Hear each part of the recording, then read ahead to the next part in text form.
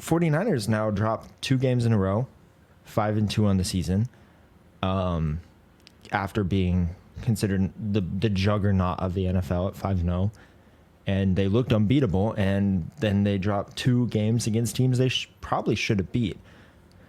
So panic level, scare meter on the 49ers, man, is still pretty low for me. I don't know. I can't wrap my head around being that scared for them. I was scared last night when Fred Warner went down with an apparent injury, because then I was like, okay, yeah, now scare meters back up. But he got back on the field. Deebo Samuel will get back healthy. Losing Trent Williams for this game, he was out, is just such a detriment to this team. It's insane. The run game with and without him is night and day. When you look at clips, it's almost an entire yard, over a yard per carry difference in the run game when he's healthy. And that's the lifeblood of this team, is the run game. Christian McCaffrey has the oblique injury. He wasn't fully healthy, still had a great game. And then Deebo Samuel out. None of these guys are out for the long term. They should all be back soon. Their defense is still great. Their offense is still great. They lost this game because I felt like their head wasn't really in it. You have the early fumble by McCaffrey, such a rare sight to see. When that play happened and I saw him lose the ball, it was like almost shocking, because I was like, oh, I don't remember the last time I've seen Christian McCaffrey turn over the ball like that. It was weird. And he almost got it back too. If you you look at the play, he reaches, grabs it, and his offensive the Niners lineman, should have got it back. They had a guy.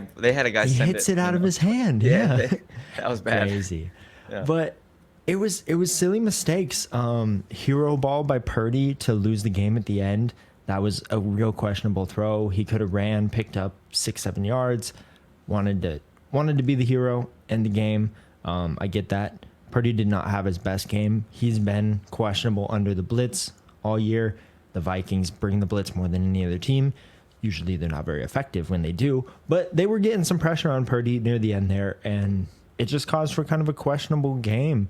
They couldn't capitalize on the things. The Vikings were just running it on third down.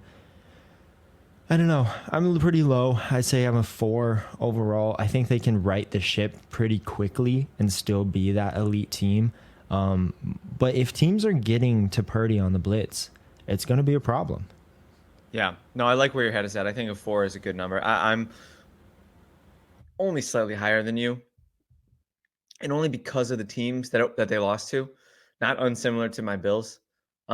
These are teams that they should be beating up on. Let's be frank. I mean, they played a third string quarterback in PJ Walker, and a Vikings team that was 2-4, who they always, last year they were worse than their record said. This year they're better than their record said. They're such a weird, like, fluky one score.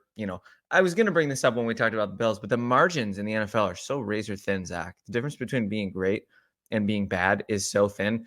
If a couple phantom calls in Buffalo's losses go the other way, they're in first place and nobody's talking about any of the stuff that they're talking about. It's the same with the 49ers.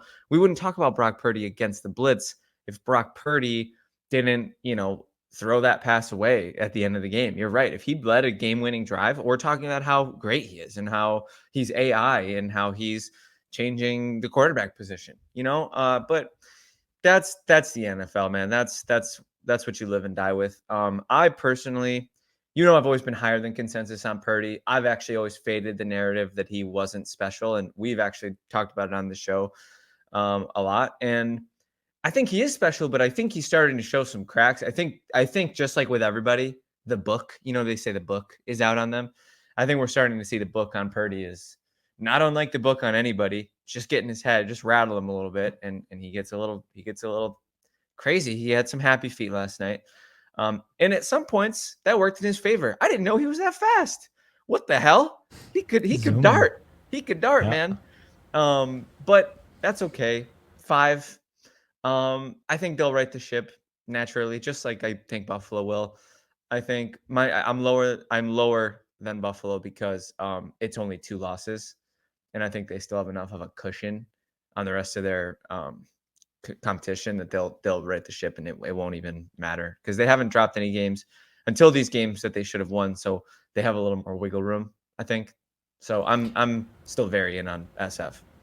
Yeah, and you brought up a good point. I tell people this all the time when they're like NFL fans is, like you said, the margins are so thin. The best team in the NFL on a bad day can lose to the worst team in the NFL having All a the good time. day. Like it's very possible. Yeah.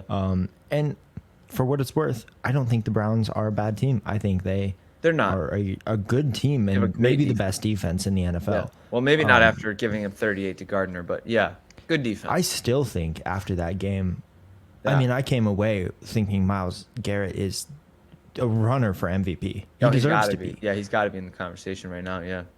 And the first half was rough for that team offensively, and Deshaun Watson didn't do them any favors. But I still think He's they so have the best bad. defense in the He NFL right sucks. now. He It's pretty sucks bad. ass. It's hard to watch out there. Oh my god, dude. Those picks. I mean, whatever. Maybe he's not healthy, but man, Pick. I'm. He only threw one. Oh, you're right. The second one was called back. It was bad. Yep. Watch the penalty. Bad that pass, one. yeah. That one was worse. No, so I'm just kind of sitting here thinking, like, look, okay, really quick. We're on the scare meter, right? So we're both at. I'm at a 5. You're at a 4 for SF.